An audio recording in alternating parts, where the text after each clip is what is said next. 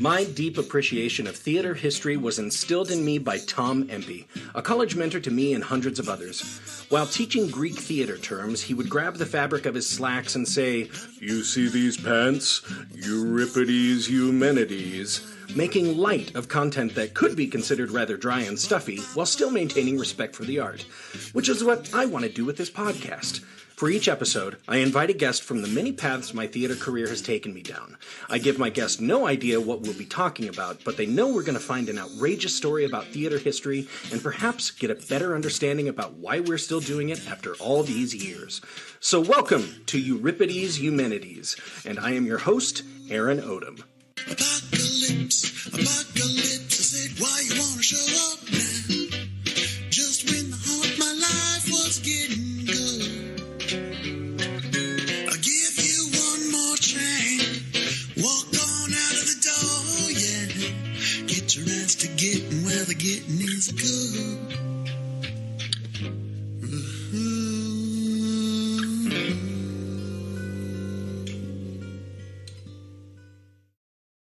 Hello, my friends and listeners. This is Aaron Odom from Trident Theater in Sheridan, Wyoming, coming to you for yet another episode of Euripides Eumenides, a theater history podcast. Hey, ladies and gentlemen, I'm pretty excited about this. This is episode number 30 of our regular full-length episodes. Been doing this for a while. We've got a long way to go, and we've come a long way. But hey, this for me is pretty pivotal, and I have a really fun guest today. Actually, I love this guest. This is my son, Ethan, who joined me for episode 24, Is Nothing Sacred. Hello, Ethan. Hello. Hello. Just this weekend, I did have another guest lined up who unfortunately got sick. We're still getting sick, and no COVID, but, you know. So Ethan's been home with me for a couple days as he's been feeling kind of under the weather. And while we were just commiserating about being sick, he said, "Hey, can we listen to my episode that we did a while ago?" I said, "Yeah." And we started listening, and he goes, "Oh, Dad, can we do this again?" And I was like, "Yes, right now. Absolutely." So here's something that my friends and listeners, we can talk about just a little bit before we get into the big topic for today. As you may recall, if you've listened to episode 24, you know that Ethan is very fond of the musical Sweeney Todd, the Demon Barber of Fleet Street. Now, just recently, he and I have started watching these again. I have a recording on DVD of the Angela Lansbury and, oh geez, I can't even remember who it was. It wasn't the first Len Carew, but the next guy who followed him up, George something. I feel terrible that I can't think of that. George W. Bush. I sure hope it was not George W. Bush. That really wouldn't be a very good show. But Ethan is very interested now in comparing versions of this show. So, Ethan, before we get into today's topic, tell me what your current thoughts are on Sweeney Todd. Amazing. Amazing? Well, both ones are amazing. Okay. But I prefer the movie. Okay, so we're comparing the stage version to the Tim Burton film that was released in 2008, something like that, 2006? 2010. Okay, so Ethan really appreciates that. So tell me what you think of that. I think it was a really good story. Like, well, it's the same story. Like, it is the same story, but like the characters are more detailed than in the play. Okay. Well, okay, so more detailed in a way that you might recognize. Yeah, like the play version of Sweeney Todd, it was like slicked, like two parts slicked to the side. Oh, so like the character Sweeney Todd, his hair was like slicked to the side, right down the middle, like a good part. Okay. And in the movie, he has poofed it's like black all hair. Poofy and curly, and that one white shock of hair that goes right over his temple. I prefer that one over the play. Okay, tell me what's with that? It just looks like he's actually a murderer. Oh. Okay. It makes, like, once you see that, it makes you think of a murderer. Right. Well, okay. But, you know, maybe part of the design of that is not to make him look so much like a murderer, because he doesn't know he is one really until halfway through, when he starts, you know, when he doesn't get to kill Judge Turpin that time, and then just starts killing people out of revenge anyway. True. Right? I don't know. But I think that's a very valid point. I do to a degree, appreciate the film version of Toby a little bit more because it's an actual boy. Yeah, like that. I think that's better than just a short human. Right. Okay, good point. But tell me why. Like, because that could be anybody. That could be a guy in his 40s who just happens to look younger because he's smaller. True. And so you would not prefer that. You'd prefer seeing an actual child play that role. Yes. Okay. Why is that? Because it makes more sense. Well, yeah, it's truer to like the story, I guess. Okay. At the end of the movie, like, I think the kid is really smart, like going in the vents. Yeah, like in the sewers and being able to hide. And it does that in the play too. But he comes out like an absolutely changed person. Especially, you see that in the play very, very much. Like the stage version, he is no longer a child. You know? And spoilers, folks, he becomes something of a vengeful murderer himself. So... And kills Sweeney Todd. Oh! There, we said it. Okay. I don't care.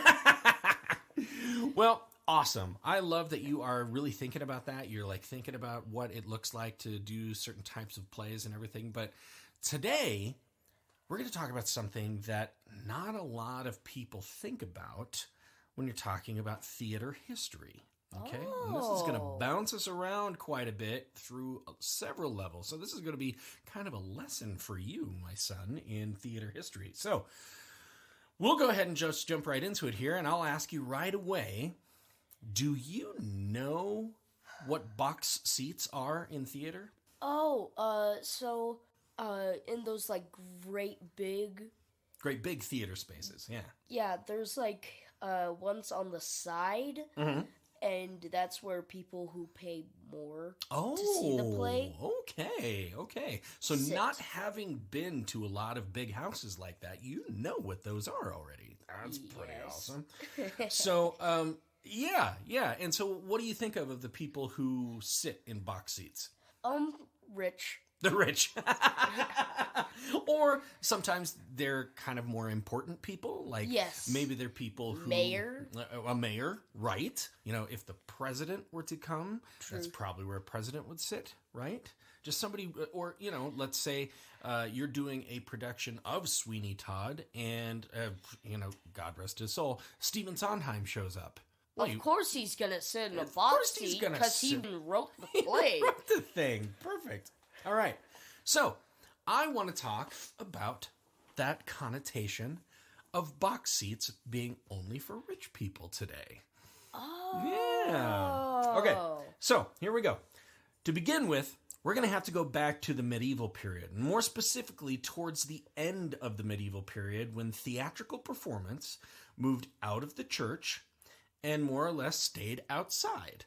Okay? Yes. Now, while it was housed within the church, theater was generally performed in the front of the church, you know, where the altar is, and the parishioners could watch from the rows of pews.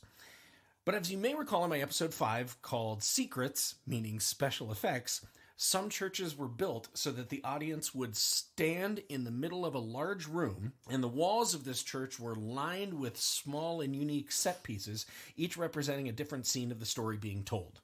So as an audience member, one was meant to stand and turn throughout the performance to focus attention on whatever scene was being played. Does that seem silly to you? Here's your ticket. Now go stand in the middle of the room.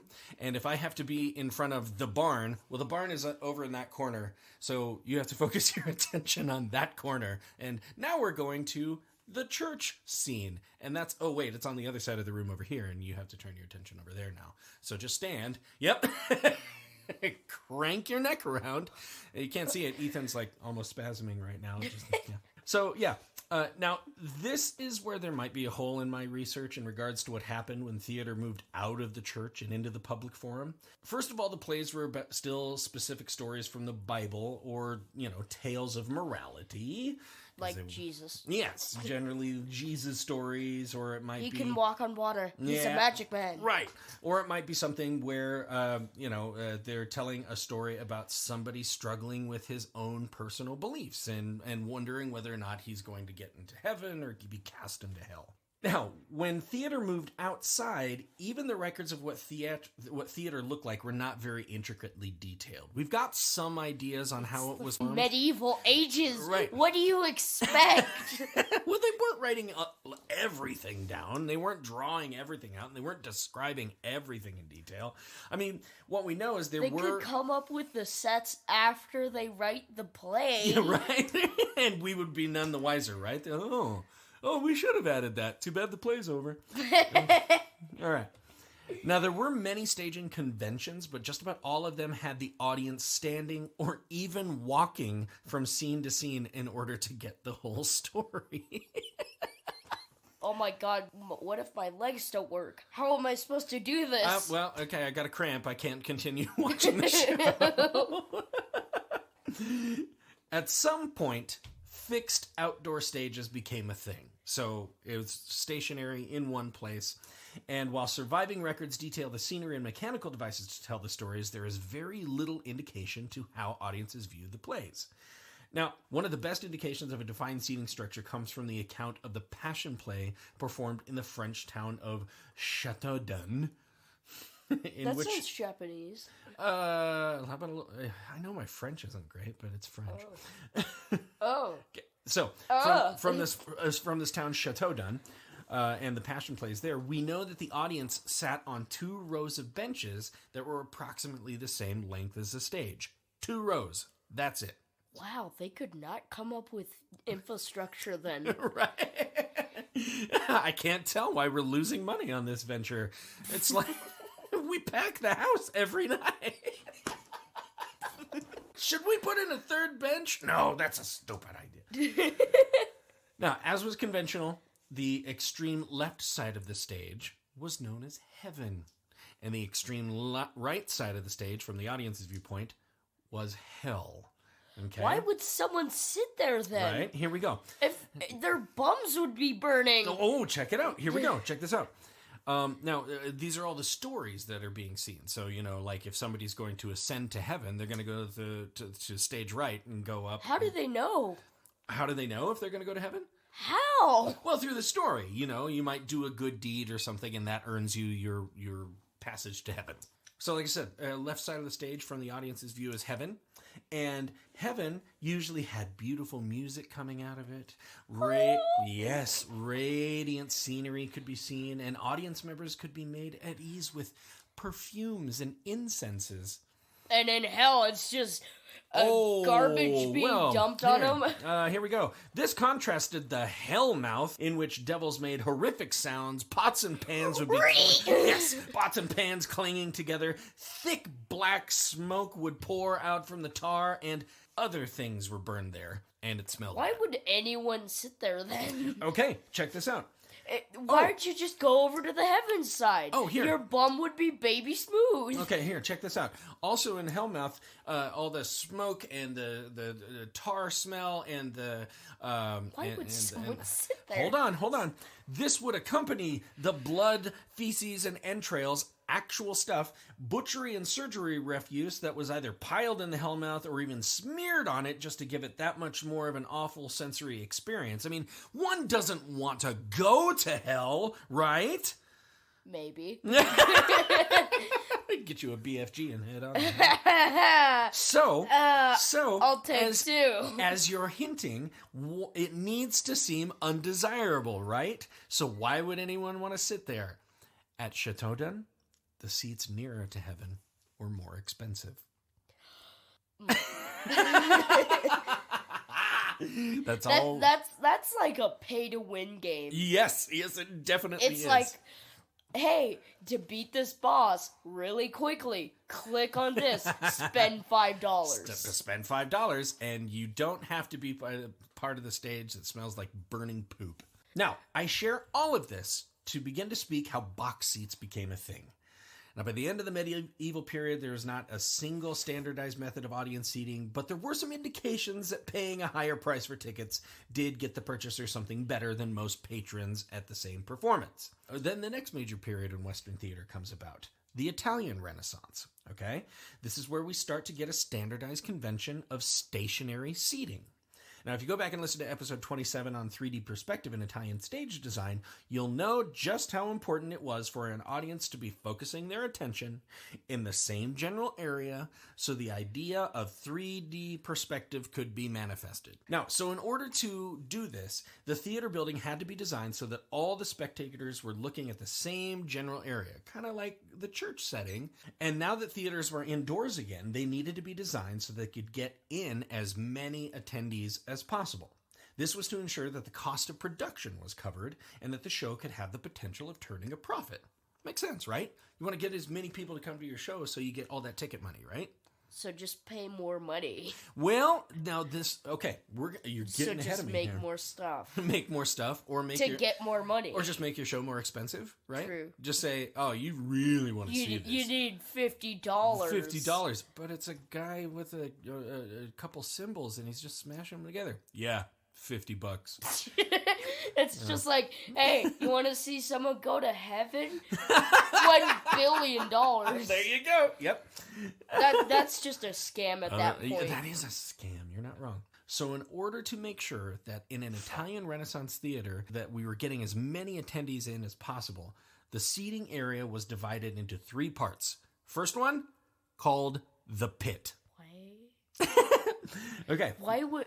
Like, is it... What kind of pit is it? Okay, it's not an armpit, Smarty.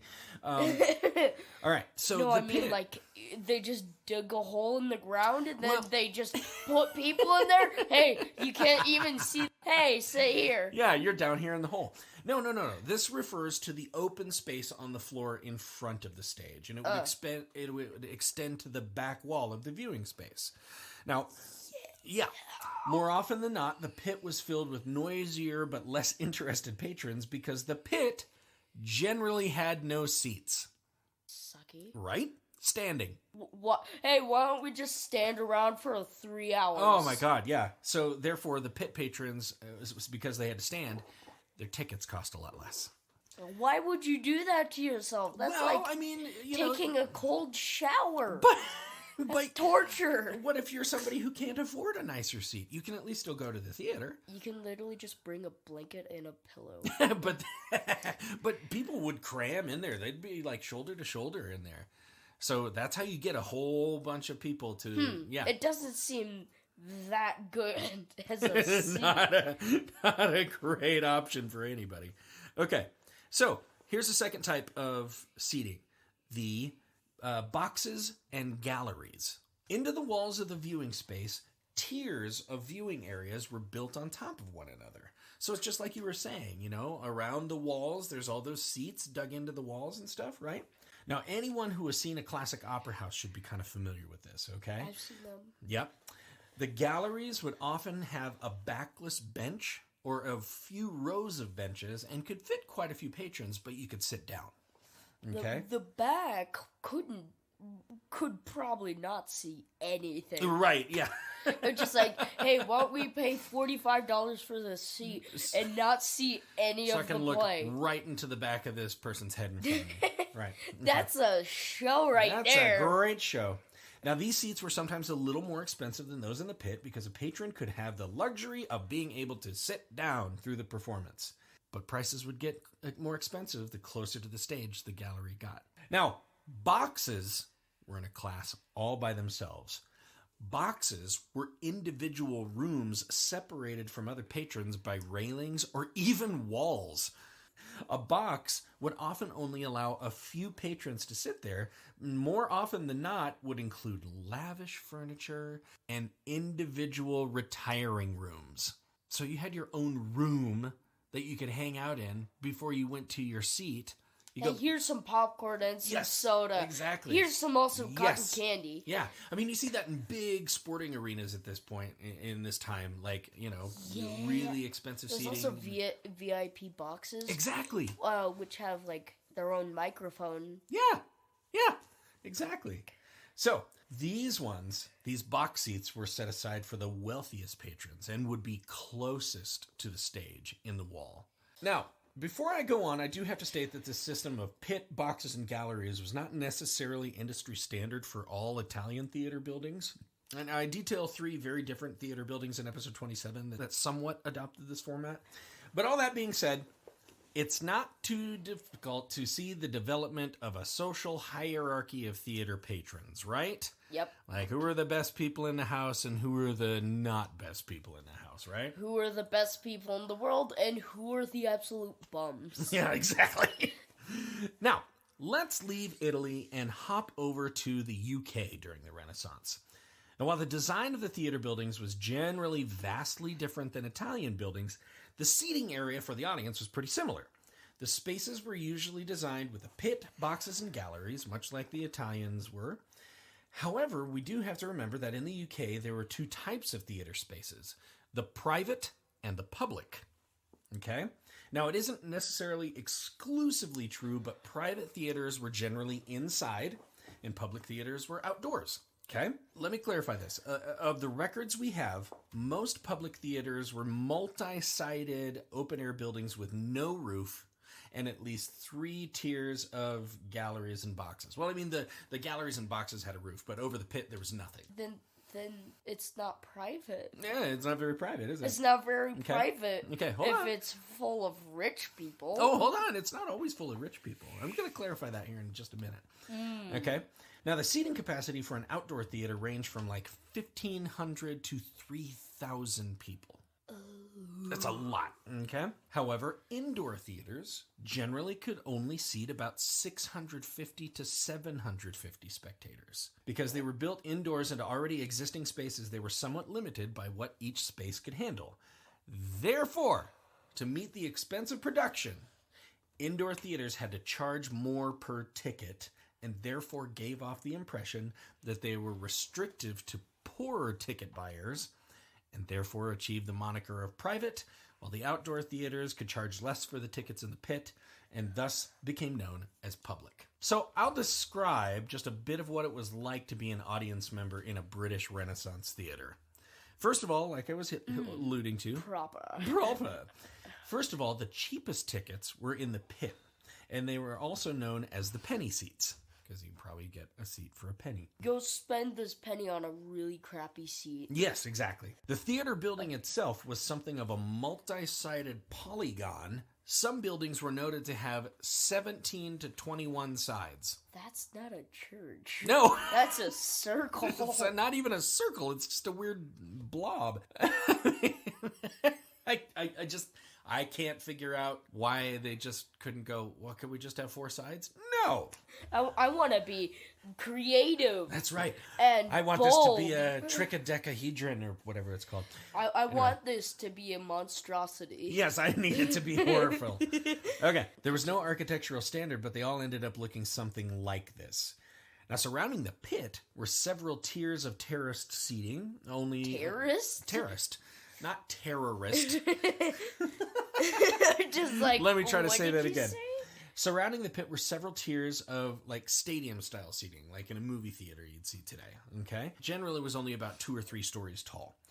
And just like the Italian opera houses, built into the galleries closest to the stage were several boxes, which became known as lords' rooms. So they're only meant for kings? Yeah, pretty much. Now, during performance, vendors would often wander through the crowd selling apples or oranges and even little bottles of ale, similar to modern-day sporting events. And if you're one of those theater goers who always has to excuse themselves to the bathroom multiple times during performance, you might not be appreciated in this time.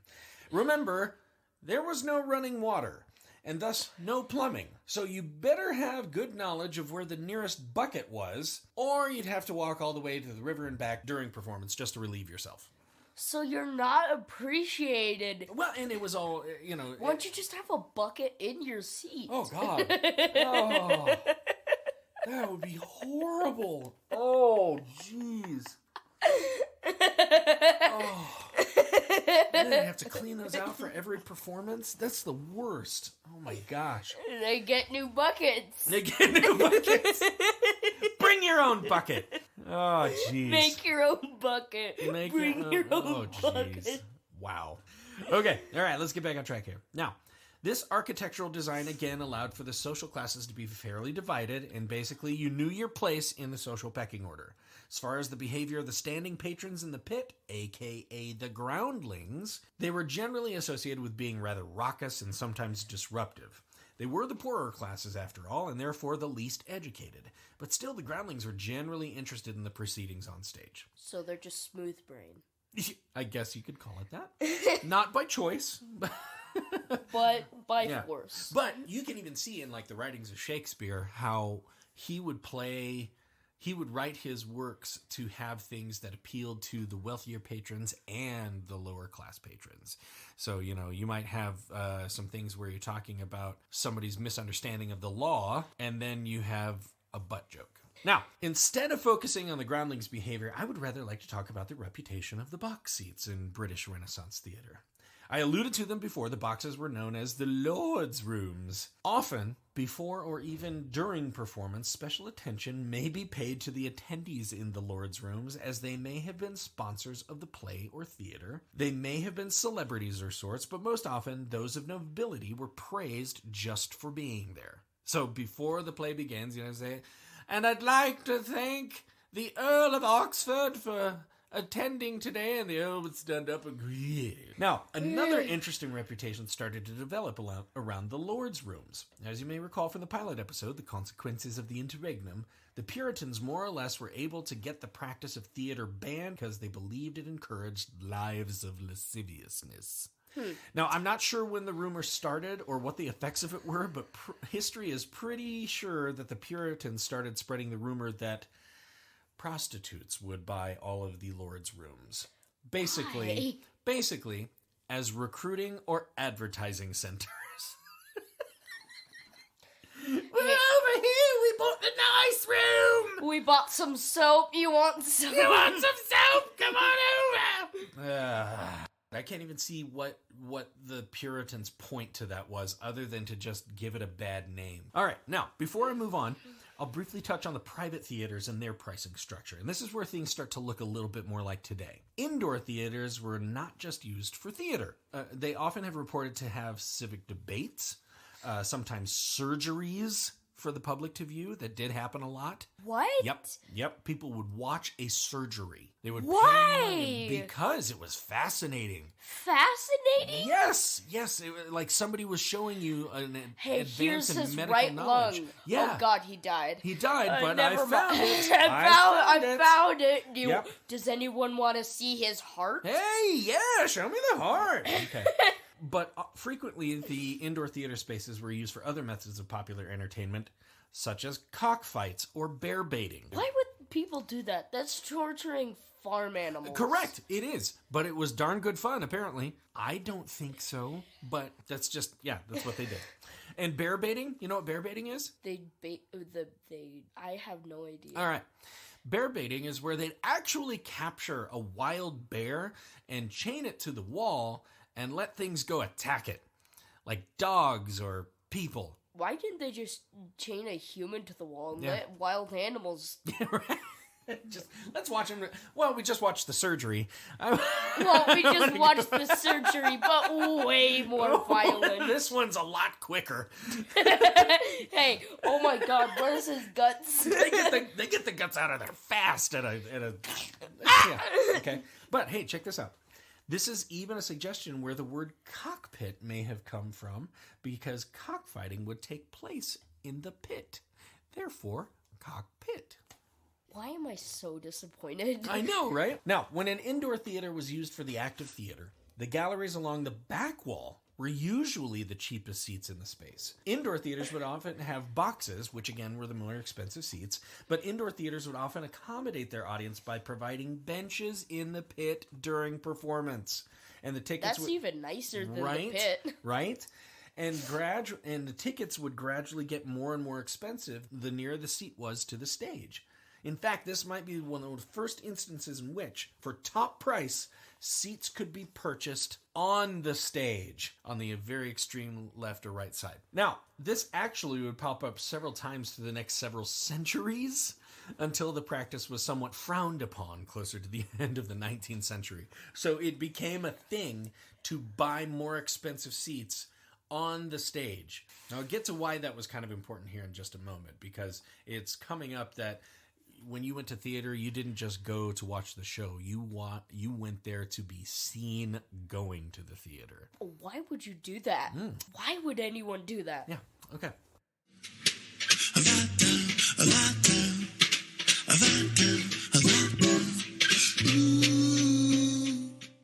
Now, up until the end of the 19th century, like I just left off, the practice of going to the theater to be seen was a particular bit of fun for the upper class.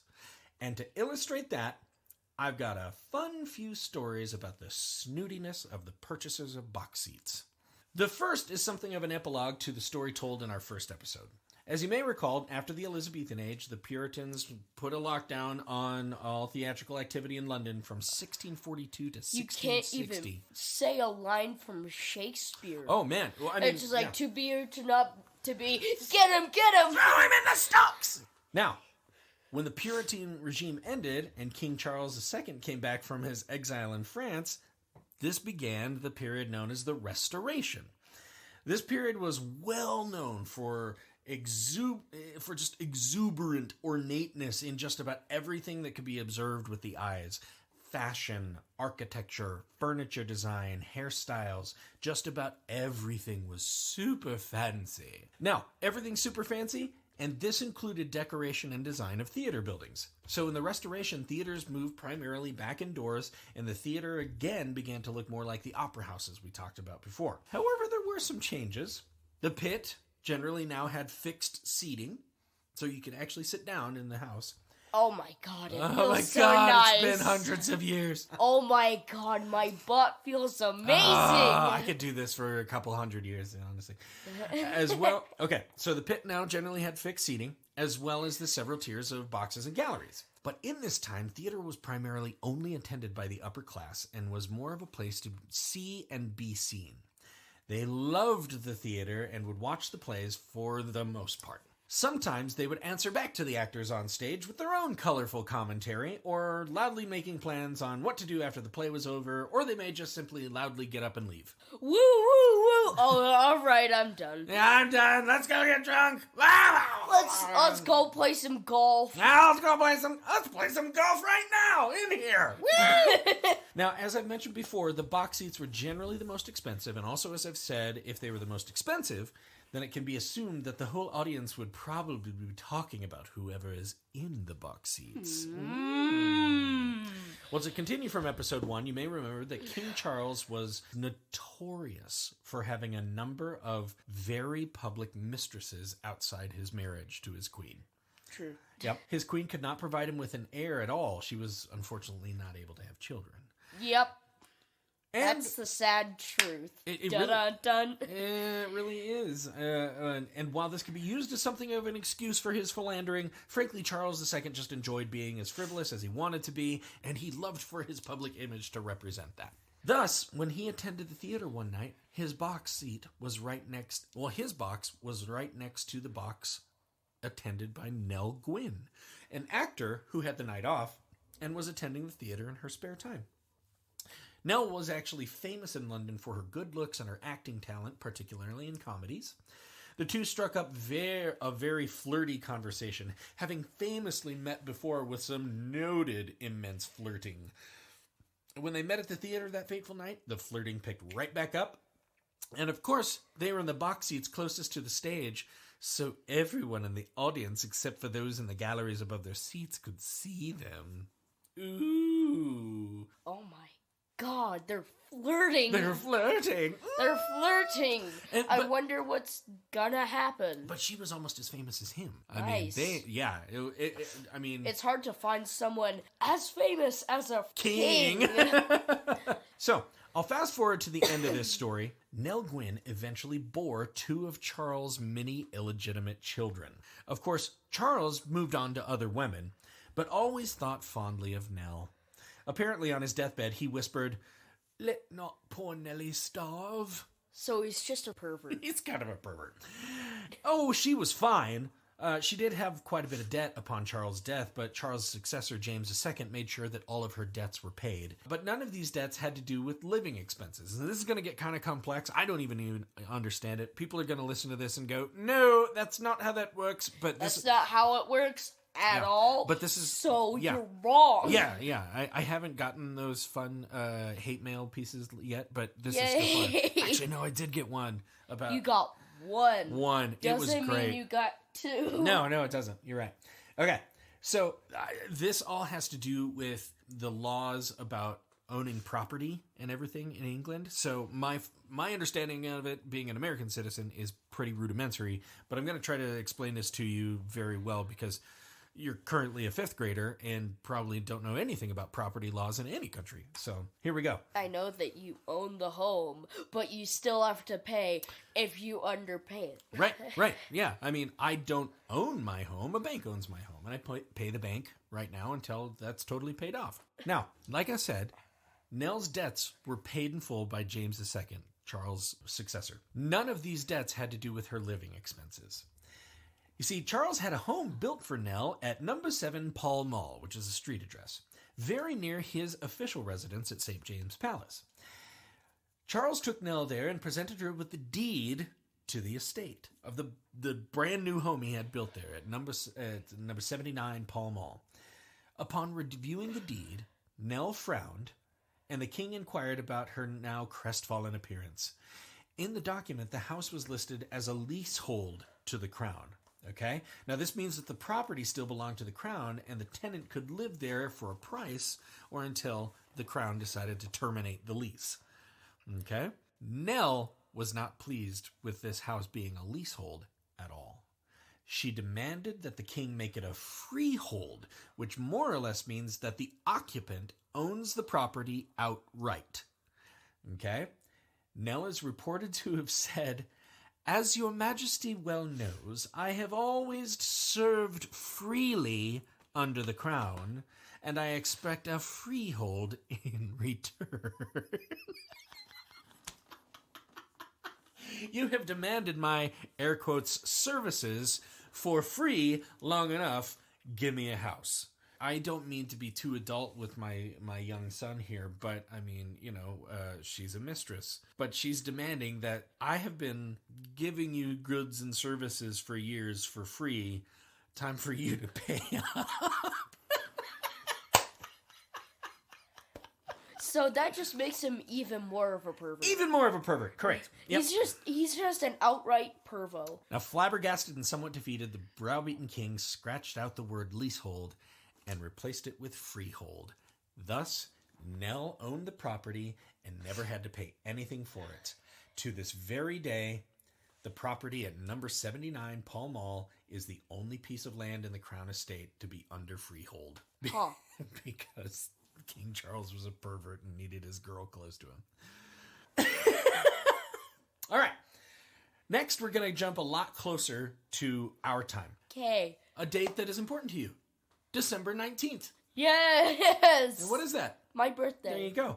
However, in 1904, you weren't really around. December 19th... I was a ghost. You were heaven. You were a plan far, far back.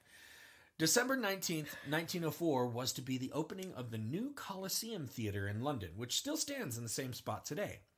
The original owner and proprietor, Sir Oswald Stoll, hired a very famous architect to design the building, and some of the technical elements that were built into the stage were truly innovative despite not working consistently. By this time, it was rather customary for theaters to build a special box specifically for royalty or celebrity guests, and this became known as the Royal Box.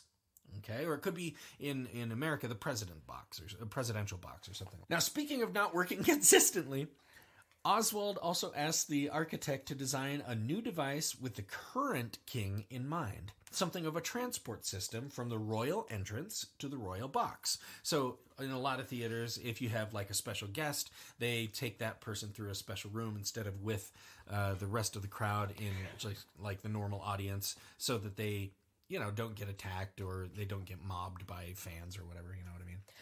Stoll had this idea of a transport system from the royal entrance to the royal box in mind because of the current king, Edward VII, was a rather portly man. So he's pretty much just fat. His nickname was Tum Tum. I'm not kidding.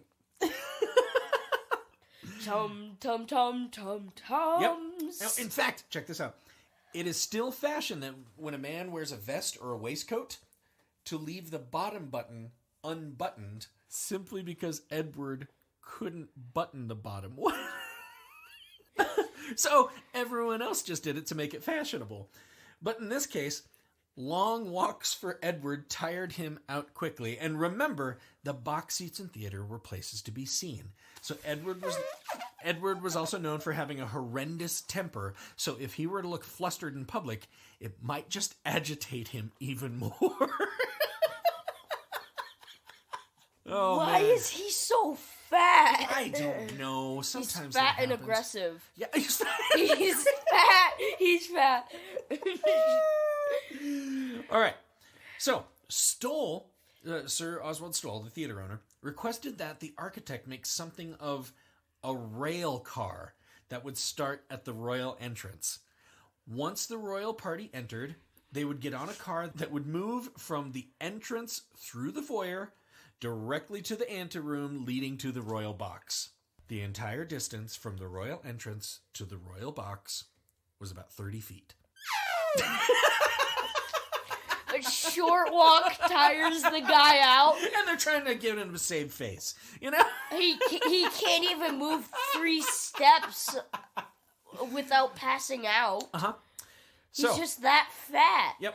So the night of the opening night had to be postponed because on December 19th, an incredibly dense and characteristic fog fell on London.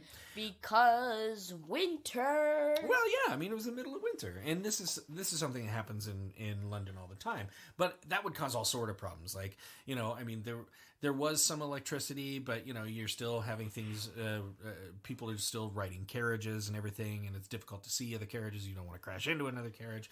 Plus, you know, people who had asthma couldn't really breathe in the deep fog. Exactly.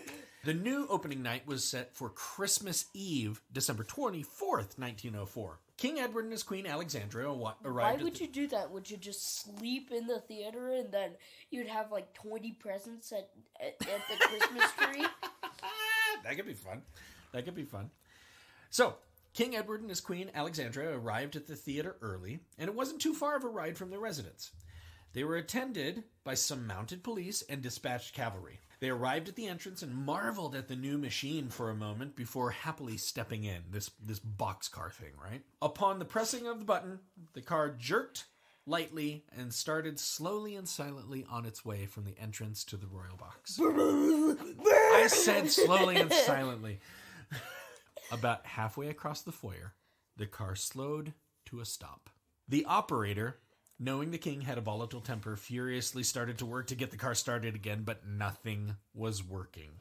Sir Oswald Stoll, the theater manager, was in the car with the king and kept nervously looking at the king to see if he would have one of his tremendous outbursts, looking at curious onlookers in the foyer who were just watching the king like not be able to get to his box and just sit in a broken boxcar. King surprised everyone and burst out into laughter, which then allowed everyone to do the same, and the whole party got out and walked the remaining 15 feet to the royal box. Are you trying not to? Like, that's one of those laughs that you suck in and you can't get the air out. Okay. All right, here we go. Ready for one more? This is my favorite story regarding box seats and royal boxes. Okay? And we're going to go back in time just a little bit more, but we're going to stay in London. It's a time machine. It's a time machine, this story. Okay, so like I said, we're going to go back in time just a little bit more, but we're going to stay in London. After the American colonists foiled the British forces during the American Revolutionary War, Britain's King George III was in a funk. George was known for his respect for the livery and detail of proper society and was just beside himself when he sent the best soldiers he had to America, only to have them beaten by what he considered to be a ragtag group of ruffians. Ha, ha, ha, Staying alive. Staying alive. Now, in fact, he was seeing it all over the place, all over Europe, as something very similar had happened several years later in France. The bourgeois was foisted by the rabble. So in order to calm himself, he would take in the arts. Sometime in the late 1790s, George meant to attend a theater performance at the Theatre Royal Drury Lane, which we've talked about several times on this program. His carriage was surrounded by royal guards, and they stopped near the royal entrance with enough distance that his constituents could see him, but also gave the guards enough time to stop any potential assassination attempts. The king went through the usual rituals. He strode to the door where he was met by the theater manager, who bowed graciously and showed him through the door. Inside, when the king stepped into the foyer, he was met with applause from all the other attendees who had box seats that evening. Look at us, aren't we important? You're the most important. There's just like one person in the theater. They're just going, yeah, way to go. You lost America. Nice work. You lost an entire country. Yeah, way to go. It's not like dropping your keys and you can't find them again. You can't. You can't get those back. You can't get them back. Yeah. All right, now, so there he is. He steps in. He's feeling good. People are applauding him, so he's finally able to kind of relax a little bit and go, okay, things aren't so bad.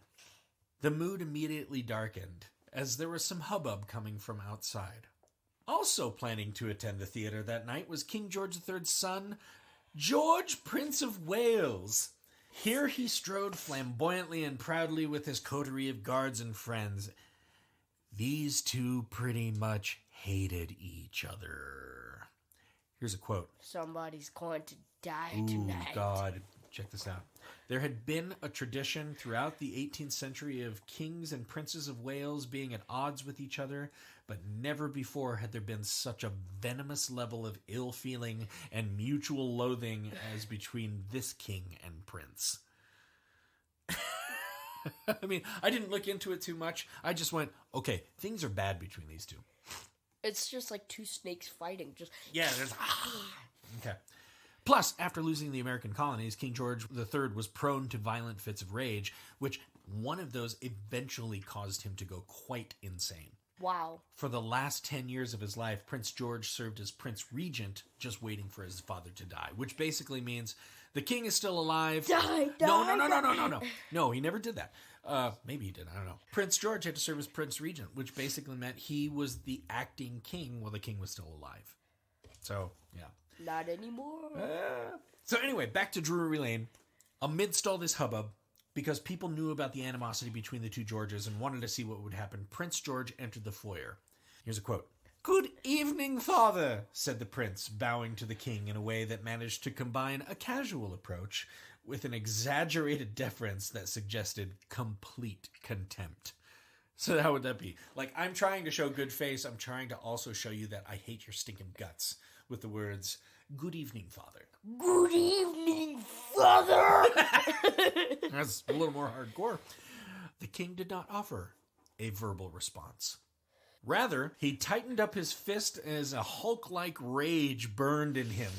He didn't yell. He didn't offer a duel. He simply marched up to his son, and he punched him square on the side of the head, driving him to the ground. The king knocked the prince to the ground in front of a bunch of people. That king just turned Super Saiyan. Yeah, he goes, "Good evening, father."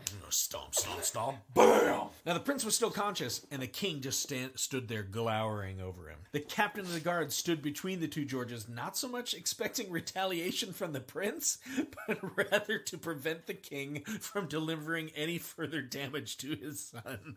This is stranger because you're my dad. Yep. And I'm your son. Yep. You would never punch me in the freaking side of the head. No, much less if we were royalty and we were in public. That guy has some guts. Oh my God. Yes. Well, he was just... No guts, no glory. No guts, no glory. Okay. Now, completely gobsmacked, the theater manager was able to get the king up the stairs to the royal box. But as he did so, another problem came to his mind. Where are we going to seat the prince?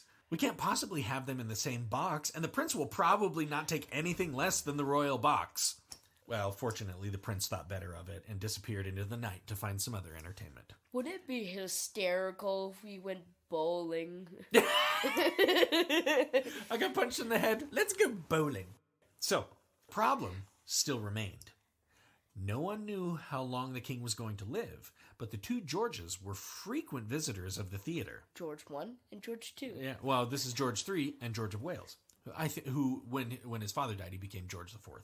Okay. George the 4th and George the 5th? Yeah, are we talking about George Foreman, the boxer now?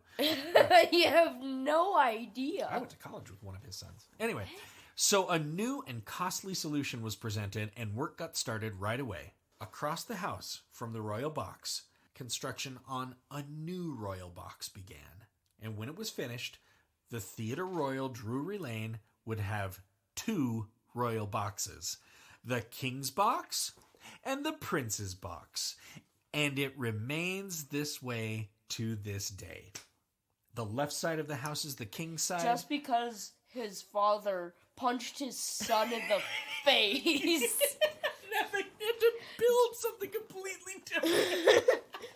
Hey, someone just slapped someone in the face. Well, we gotta remake this entire thing. So yeah, like I was saying, the left side of the house is still the King's side. The right side of the house is the Prince's side. And to my knowledge, it is the only house in Europe or possibly even the world with two royal boxes. And today, box seats are sometimes the priciest seats in the house, but the most expensive ones are usually in the pit closest to the stage. What? Yeah. Yeah. Oh, yeah. Yeah, right?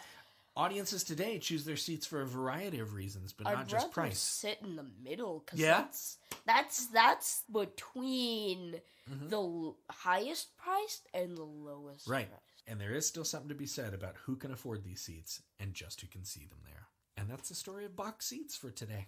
God. We got a lot of stuff talked about there. So that's an interesting thing you're saying. I'd just rather sit in the middle. It's better than the back seat. Okay. Because you can't see anything. And in the front seat, everything seems too close. Oh, okay. Okay. Like, in the middle, it's like Goldilocks. Too much. Like, too hot. Just right. Just right. See, I actually got to see one of my favorite comedians. Like, if it's what kind of thing is on stage. Right. If it's a comedian, you would obviously want to sit in the front. I want to try to sit up front, right? And Or like the second row. Yeah. This comedian was playing, and he was a very famous comedian. He's died now. His name's George Carlin. But he was my favorite comedian while he was alive. And it was when I was living up in Seattle still. And he was performing at a symphony hall. Lots of seats. Like 3,500, 4,000 seats, something like that. I got there on the day that he was supposed to perform, and sometimes when it's same day, you can get special price tickets. So I got special price tickets, and they go, "Where do you want to sit?" And I looked, and second row was available. And the box office attendant was like, "Are you sure?" I'm like, "Yeah, I'm sure. That's really close to the stage." I'm like, "Yeah, I am aware. That's why I want to buy it." That person does not know anything about comedy. Yeah, that person's more used to selling tickets for the symphony. And when you go to the symphony, sitting right up front like that, it's very hard to hear everything. You know, you more likely will want to sit near the walls or kind of in the middle, so you get a more appreciative and fuller sound. But yeah, they weren't really aware of like what my wishes were as a theater attendant. It was kind of funny. Yeah. Yeah. So, there you go, box seats. What do you think? I think it was really good. Yeah? Yeah? What do you think of box seats now? My brain is confuzzled. Yep. It's tied up in a knot. I think we're all confuzzled.